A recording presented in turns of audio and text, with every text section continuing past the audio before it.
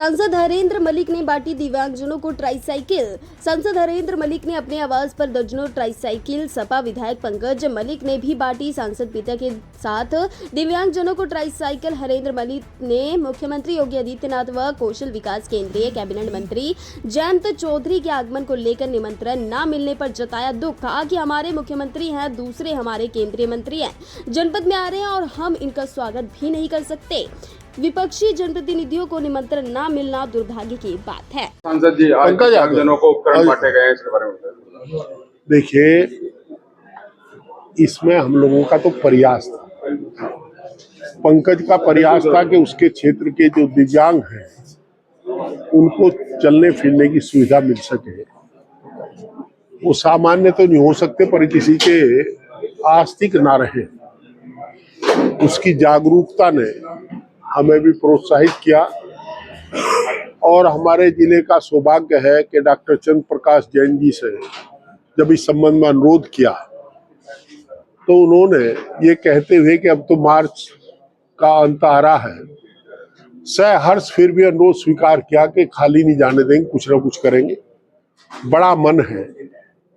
और भाई, कहा ही जा कि जो खानदानी परिवार होते हैं वो कभी अपनी जो परंपरा है उसका निर्वाह करने से पीछे नहीं हटते। जो स्वर्गीय पूज्य लाला गुलशन राय जैन जी ने, जो बाबूजी ने परंपरा शुरू की थी, उनका परिवार आज भी उस परंपरा को निर्वाह कर रहा है और निश्चित रूप से समाज के उत्थान के लिए कार्य करता रहता है। उन्होंने ही आज इसमें सहायता की, उनके हम हृदय से आभारी हैं और आशा ही नहीं पूर्ण विश्वास है कि भविष्य में भी वो सहयोग करते रहे। कितनी साइकिल बांटेगी? हमारा लक्ष्य है कि जितने विकलांग हैं, जिन्हें साइकिल की आवश्यकता है, उन सबको हम इस वित्तीय वर्ष में साइकिल उपलब्ध कराएंगे। साहब, कल मुख्यमंत्री फिलहाल शुरुआत है। कल मुख्यमंत्री आ रहे हैं मुजफ्फरनगर से, किसी तरह की आपने मांग रखी? देखिए, आदरणीय मुख्यमंत्री पूरे प्रदेश के मुख्यमंत्री कल आ रहे हैं, जिले में उनका स्वागत है। परंतु एक परंपरा पहली बार देखी। मैं यहाँ का मेंबर पार्लियामेंट, पंकज यहाँ का मेंबर लेजिस्लेटिव असेंबली है। पहली बार हुआ कि माननीय मुख्यमंत्री और माननीय केंद्रीय मंत्री आ रहे हैं, हमें सूचना नहीं, निमंत्रण नहीं है आपको, है ना, कोई सूचना तक नहीं। थोड़ा मन भारी हुआ। मुख्यमंत्री हमारे भी हैं, केंद्रीय मंत्री हमारे भी हैं, पूरे प्रदेश के नागरिकों के, पूरे देश के नागरिकों के। जिस तरह वहाँ पर रोजगार मेले की बात चल रही है और चुनावी सभा एक तरह से आयोजित, देखिए, सभा की बात आपको कब बुलाएंगे? परवेश भाई, आप गलत समझ रहे हैं। शायद मैं अपनी बात क्लियर नहीं करता। सभा में जाना हमारा आवश्यक नहीं है, हम दूसरी पार्टी की सभा में नहीं जाएंगे।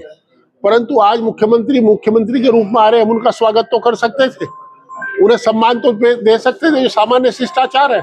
हमने राजनीति जो चरण सिंह के चरणों में बैठ कर शुरू की है, वहाँ शिष्टाचार सबसे बड़ा महत्वपूर्ण था। सबसे पहला पाठ जो चरण सिंह की पाठशाला में शिष्टाचार का सुनाया जाता था, पढ़ाया जाता था। अब मुख्यमंत्री जा रहे, हमने उनसे अनुरोध किया है कि मुजफ्फरनगर के लोग brain stroke, cancer, heart failure, kidney failure, liver failure और नेत्र रोग, इनसे बहुत ज्यादा परेशान है। तो हम जरूर अनुरोध करेंगे कि आज वो आए हैं तो अपने श्रीमुख से घोषणा करके जाए कि यहाँ इनके संबंध में बड़े अस्पतालों की स्थापना की जाएगी और उनको एम्स से संबद्ध किया जाएगा, चाहे झज्जर का अस्पताल है। ये अपेक्षा रहेगी, हमारी अपेक्षा ये भी रहेगी। हम विनम्र अनुरोध करेंगे आदरणीय मुख्यमंत्री जी से कि रैपिड रेल को, अब तो धामी जी भी, आदरणीय मुख्यमंत्री उत्तराखंड बार बार प्रयास कर रहे हैं कि हरिद्वार तक जाए तो मुजफ्फरनगर तक चलाने का प्रस्ताव भेज देंगे, क्योंकि मैंने कई बार ये मामला लोकसभा में उठाया तो बार बार जवाब यही आता है कि प्रदेश सरकार से कोई प्रस्ताव प्राप्त नहीं हुआ। दूसरा, हमने ये भी चाहा कि जो हमारा दिल्ली सहारनपुर रोड है, मेरठ करनाल रोड है और मुजफ्फरनगर ये पानीपत खटीमा रोड है, ये तीनों NH है, नेशनल हाईवे है। इनको जोड़ने के लिए आप थाना भवन से मुजफ्फरनगर, मुजफ्फरनगर से आप जाए फिर ये नावला कोठी से लेकर के और मेरठ करनाल रोड तक इसे जोड़ करके अगर NHAI को जोड़ने का प्रस्ताव भेज दे तो वहां कोशिश करके देखिए, दोनों जगह एक ही सरकार है और थाना भवन चरथावल होते ये जुड़ जावे और उधर चली जावे तो निश्चित रूप से लोगों को आवागमन में अच्छा रहेगा और फायदा रहेगा। हम चाहेंगे कि राजभाषा चरथावल की पटड़ी को चरथावल से लेकर के और बुढ़ाना खतौली के रोड तक, कैराना खतौली मार्ग तक जोड़ दिया जाने की घोषणा करें, वो भी अच्छा रहेगा। हमारा यही अनुरोध है। माननीय कौशल विकास मंत्री जी आ रहे हैं, उनसे अनुरोध है कि प्रत्येक विकास खंड में बिना पार्टी की सीमा करे, सुन तो ले, पहले बात तो सुन ले, प्रत्येक विकास खंड में एक एक कौशल विकास केंद्र खोल दिया जाए ताकि आदमी कौशल हो सके। और अब बताइए क्या कह रहे हैं। लोकसभा में आपने नशे के खिलाफ भी आवाज उठाई थी। देखिए, मेरी आवाज, मैंने जो नशे की बात उठाई, बड़ा नुकसान जिले का हुआ। अथाई का एक नौजवान देहरादून में नशे के विरोध में मारा गया। हम लोगों ने प्रयास किया, उत्तराखंड पुलिस का धन्यवाद, उन्होंने कार्रवाई भी की, पर क्या उस बेटा वापिस आ जाएगा उस कार्रवाई से? सत्यता ये है कि हर विद्या मंदिर के पास आपको नशे के सौदागर घूमते मिलेंगे और मेरे आरोप की पुष्टि पुलिस ने कर दी। जब मैंने वो आवाज उठाई, जिस दिन हमने नोटिस दिया था, सेम डे नोटिस स्टेट्स को आ जाते हैं, स्टेट से अगले दिन जिला मुख्यालय को आया। तो ये आपको याद होगा कि इन्होंने कई जगह ड्रग्स बरामद कर ली, पर अफसोस खेद है कि अगर ये कोई वैसा पकड़ ले तो उसे पूछे तू चक्कू ले आता कहां से, किसने दिया था? ड्रग्स की इन्होंने ये पड़ताल नहीं की, ड्रग्स का सप्लायर कौन है, डीलर कौन है, बेचते किसे, लाते कहां से, वो ड्रग्स बरामद करके और छुट्टी। चूंकि ड्रग्स तो इन्हीं के संरक्षण में तो बिक रहा है।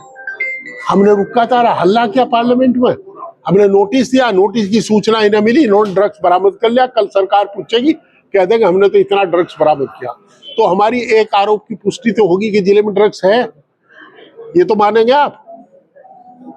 और ऐसी स्थिति में भाई हमारा एक मानना है, राजनीतिक व्यक्ति जनता के द्वारा चुन करके जाते हैं, हमें चुनने के बाद पार्टी से ऊपर उठ करके पार्टी की नीतियों पर चलते हुए जनता की आवाज उठानी चाहिए। हम कमेरों के वकील है, उस वकालत को करने में हम कभी ये नहीं सोचते कि आदमी किस पार्टी का है। जो हमारे मुजफ्फरनगर का आदमी है वो हमारा है, हम उनकी आवाज बेबाक उठाते हैं। इस नशे से जवानी बर्बाद हो रही है। सांसद जी, मुजफ्फर